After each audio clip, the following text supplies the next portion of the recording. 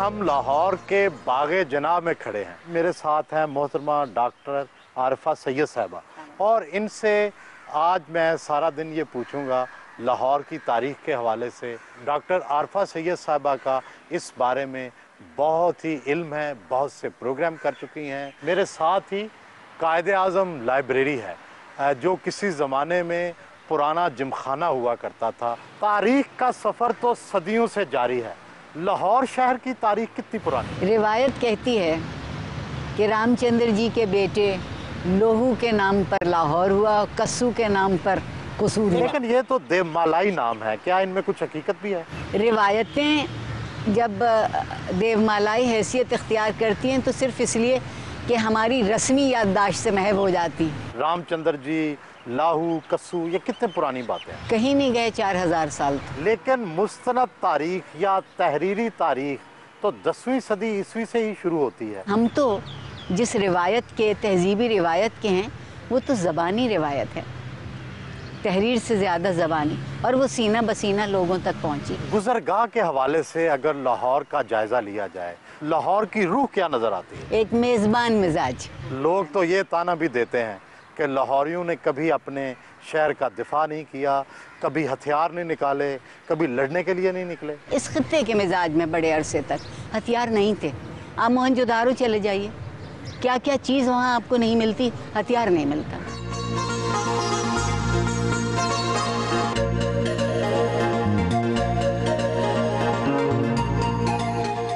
लाहौर का मौसम बहार और बसंत जर्द रंग से क्यों मासूम है? सरसों खिलती है। बेसिकली ये जर्द रंग सरसों से आया है। जी, सरसों से आया। अकबर आजम के ज़माने में भी जर्द रंग, बसंत और इवन खाने भी जर्द रंग के सब जी होते थे। बिल्कुल।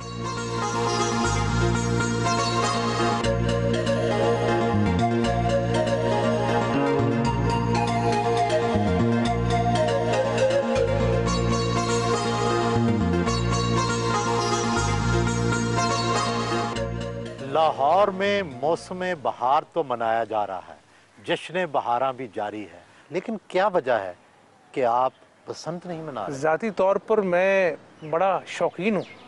मैं अपने ताया जान के साथ जाकर अंदरून शहर पतंग उड़ाया करता था जाके, और शौक़ होता था, और जब शाम होती तो दिल बैठता था कि अब बसंत ख़त्म हो रही, और इसका इंतज़ार किया करता था, डोरे लगाया करता था।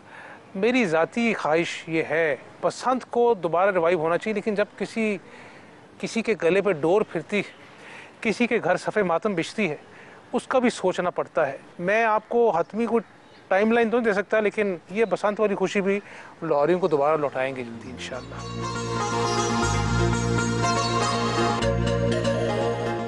दाता गंज बख्श के लिए कितना सही तौर पर कहा जाता है, गंज बख्श फैज़ आलम मजहर नूरे खुदा, नाकसारा पीर कामिल, कामलारा रहनुमा।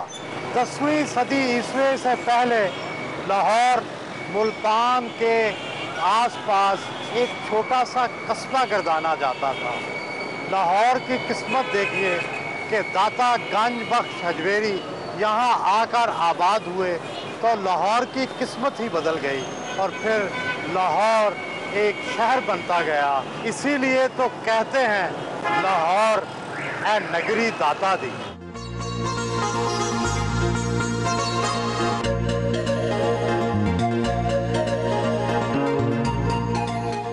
ये तारीखी तोप पहली दफ़ा इस्तेमाल तो अहमद शाह अब्दाली के ज़माने में हुई, बाद में इसने किस किस के हाथों सफ़र किया?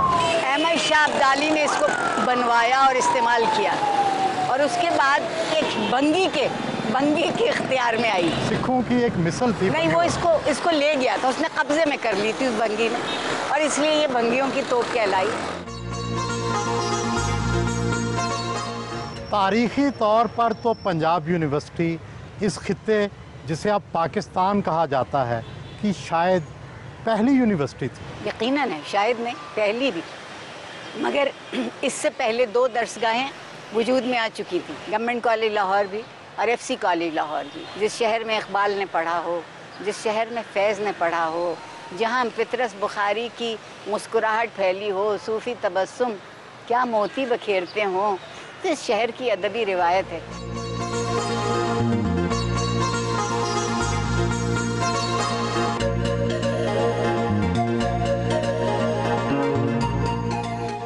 चाय खाने में बैठने की रवायत फ्रांस, तुर्की और ईरान से होते हुए पाकिस्तान में भी थी, और पाक टी हाउस शायद उसी की मिसाल था। सही आप कह रहे हैं। इसमें लुत्फ ये था कि यहाँ बड़े बड़े जहन आके बैठते थे। और फिर एक ज़माने में ये टायरों की दुकान बन गई।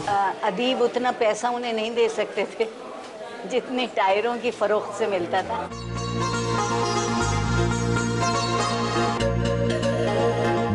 खूबसूरत तौर पे तराशे हुए बाजार का नाम अनारकली रखा गया।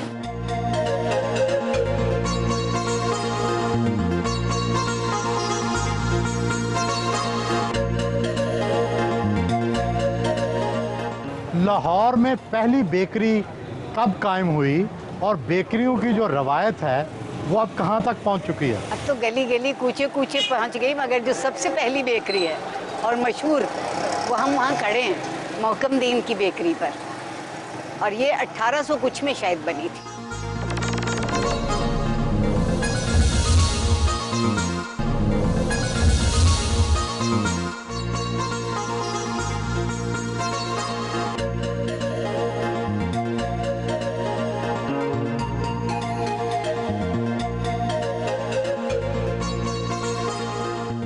दफ्तर लाट साहब या सिविल सेक्रेटेरिएट के मकबरा अनारकली में मौजूद ये कब्र क्या वाकई ही अनारकली की है?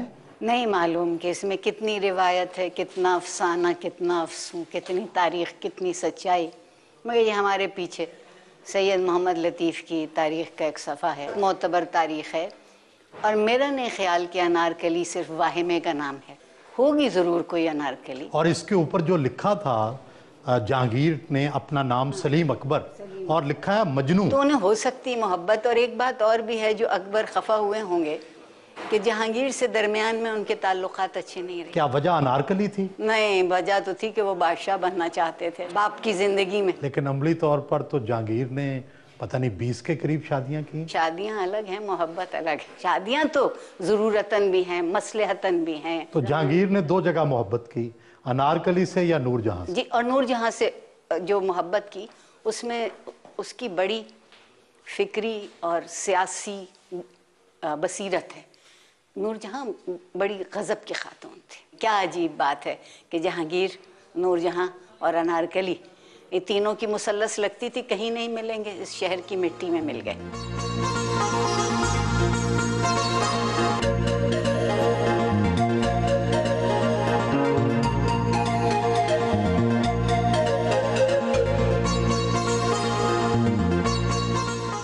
मुगलिया तर्ज तामीर का शाहकार मकबरा जहांगीर भी उसी तरह की तर्ज तामीर की अक्कासी करता है जिस तरह के ताजमहल है, और उस वक्त इस पर 10 लाख रुपए की खतीर रकम जो है वो खर्च हुई थी।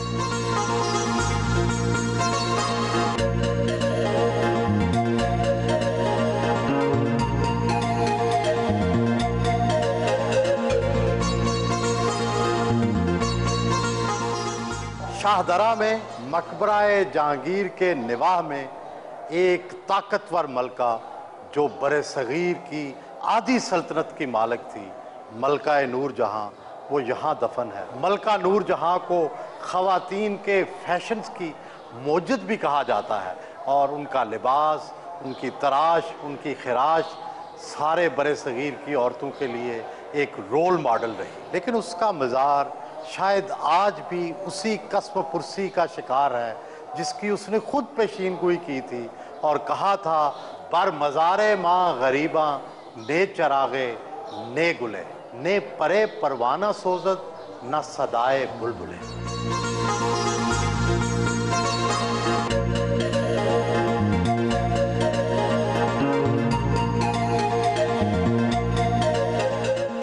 जब अमीर और गरीब इकट्ठे रहते थे तो तब इतनी लोगों में इतनी नफरत नहीं थी अमीर और गरीब में। आज ज़्यादा इसलिए हुई है कि अमीरों के और इलाके हो गए हैं, गुलबर्ग हो गया है, डिफेंस हो गया है, और साथ साथ जो गरीब आदमी की कोई थोड़ी बहुत कोई यहाँ कोई एंटरटेनमेंट रह गई थी, वो जो शाही मोहल्ला था, वो भी उठा के डिफेंस में ले गए सारा।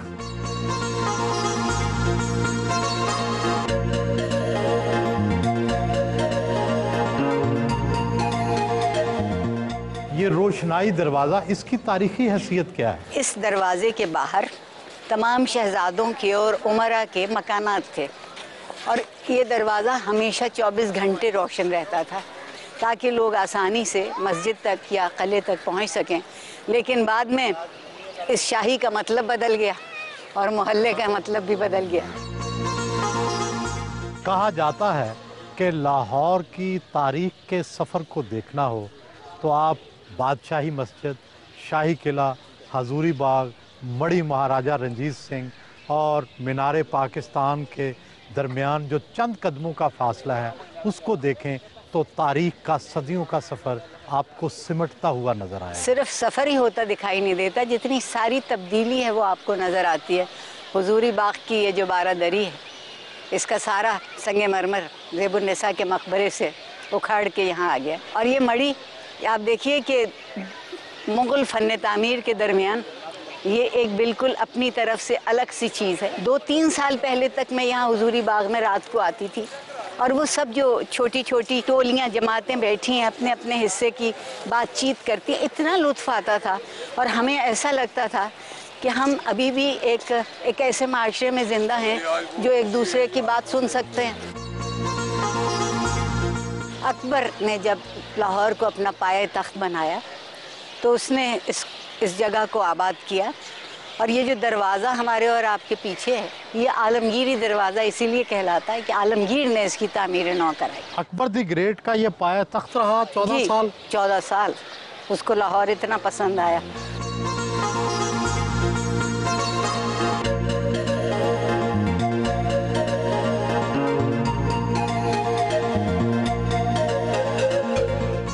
बादशाही मस्जिद के ज़ेरे साया इस तारीखी जगह पर डॉक्टर सर अल्लामा मोहम्मद इकबाल को भी जगह मिली, जिन्होंने तस्वुर पाकिस्तान दिया, तारीख का रुख मोड़ा। आपने अच्छी बात कही।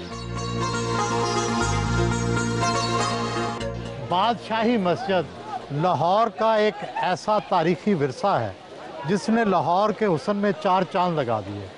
ये कब बनी और इसकी क्या तारीखी अहमियत है? आलमगीर ने इसको बनाया और उन्होंने ये महसूस किया कि मुग़ल बादशाहों के जलाल की अलामत तो मौजूद है, यानी शाही किला, मगर कुछ कायनात के बादशाह की भी जलाल और हैबत की एक निशानी होनी चाहिए। और ये देखिए उसके नाम की बड़ाई गूंजती है। ये दुनिया की सबसे बड़ी मस्जिद है अपने सहन के हिसाब से।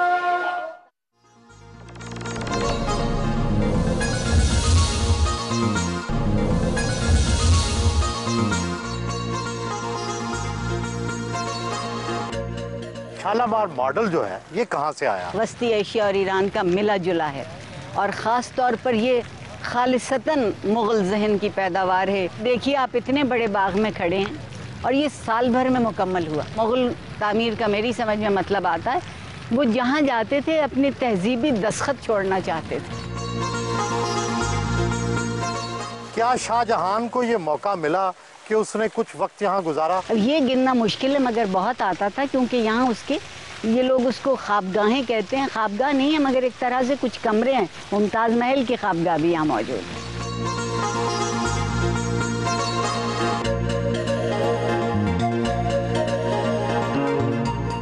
लाहौर शहर के 12 दरवाजे हैं और किसी ज़माने में बादशाहों के रास्ते के लिए जो दरवाज़ा इस्तेमाल होता था उसका नाम था देहली दरवाज़ा। कहा जाता है कि बादशाहों की सवारी इसी दरवाजे से गुज़र कर जाया करती थी और इसके साथ ही वो मशहूर शाही हमाम भी वाक़या है। और ये वो हमाम है जो बिल्कुल तुर्की हमामों से मिलते हैं, जो स्टीम बाथ भी था, जहाँ पर्दा भी था, जहाँ मर्द भी आते थे और जहाँ औरतें भी आती थी।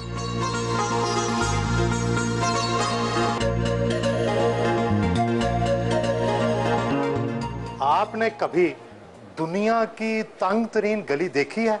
अगर नहीं देखी तो लाहौर के मोहल्ला गुबारचियाँ को देखें। यहाँ से एक बंदा भी बमुश्किल गुजर सकता है। देखने की चीज़ है।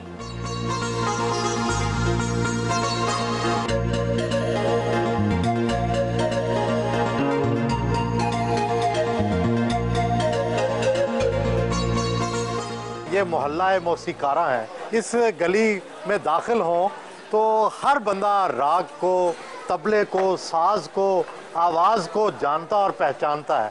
और जावेद इकबाल साहब का भी इस मोहल्ले से बहुत गहरा ताल्लुक़ है और एक दूसरे को पहचानने के लिए क्या कहते हैं? हाँ, अगर हम किसी दूसरी जगह हो, गैर जगह हो, जहाँ सब अताई लोग हो, अताई यानी जिनको कुछ पता नहीं, म्यूजिक का ना पता, हम उन्हें अताई बोलते हैं। तो वहाँ हम अगर एक दूसरे को अपना इंट्रोडक्शन करवाते हैं तो हम कि किसी को पता भी ना चले, तो फिर हम ये कह रहे होते हैं यार मैं भी कौमी तराने वालों में से हूँ।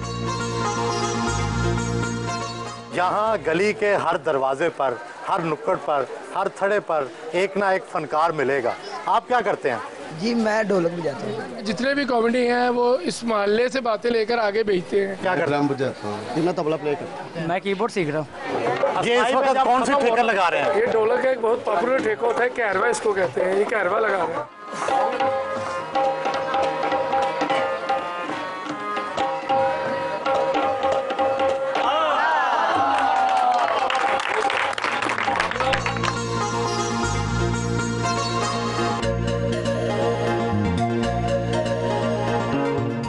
पानी वाला तालाब वो जगह है जहाँ पुराना लाहौर नए ब्रिटिश लाहौर से मुलाकात करता है। ये पहली वाटर सप्लाई स्कीम। पहली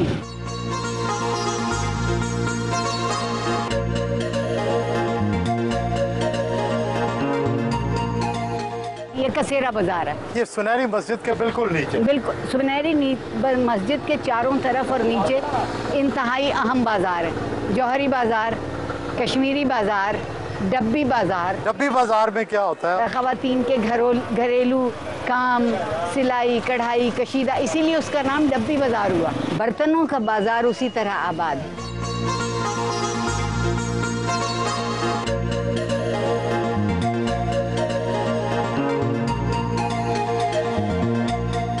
सुनहरी मस्जिद क्यों कहते हैं? इसलिए कि इसके गुंबद जो हैं वो सोने के थे। फिर वो सोना कहाँ गया? लूटने वालों ने लूट लिया, जैसा कि आमतौर पे तारीख में होता है। मुगल दौर में इस शहर की आबादी कितनी होगी? 50,000 और सिख दौर में ज्यादा होगी, 70-80 हज़ार। हाँ मेरा ख्याल है कि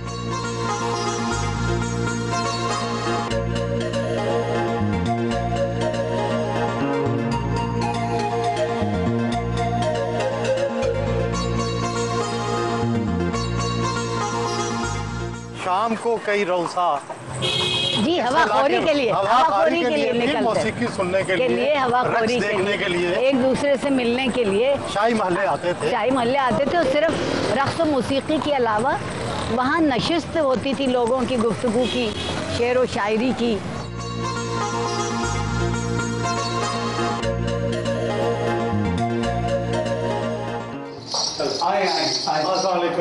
वालेकुम अस्सलाम। क्या हाल है जनाब? ठीक है।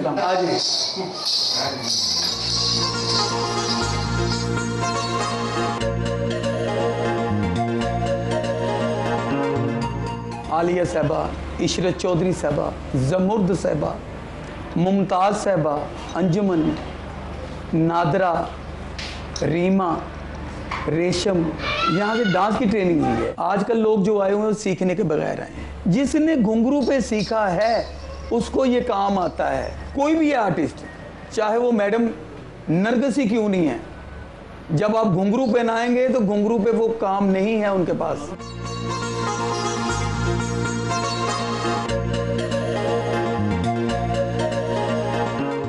मीनार पाकिस्तान उस अहद की अलामत है कि बहुत दिन गुजरे कि हमने ग़ुलामी में सर झुकाए रखा, हमारी नज़र नीची रही, अब हमारा सर मीनार की तरह बुलंद होगा और नज़र आसमानों पर। उम्मीद है कि हम तारीख़ का ये सफ़र जारी रखेंगे। ये लाहौर शहर की तारीख़ नहीं है, ये पूरे पाकिस्तान सही कहते हैं और खुदा करे पूरे पाकिस्तान की तारीख़ का निशान है और ये सफ़र जारी रहना चाहिए। सफ़र तो जारी रहेगा, खुदा करे कि हम इस तारीख़ से शर्मिंदा ना हो। इंशाअल्लाह हम तारीख़ में नई मिसालें कायम करेंगे। इंशाअल्लाह।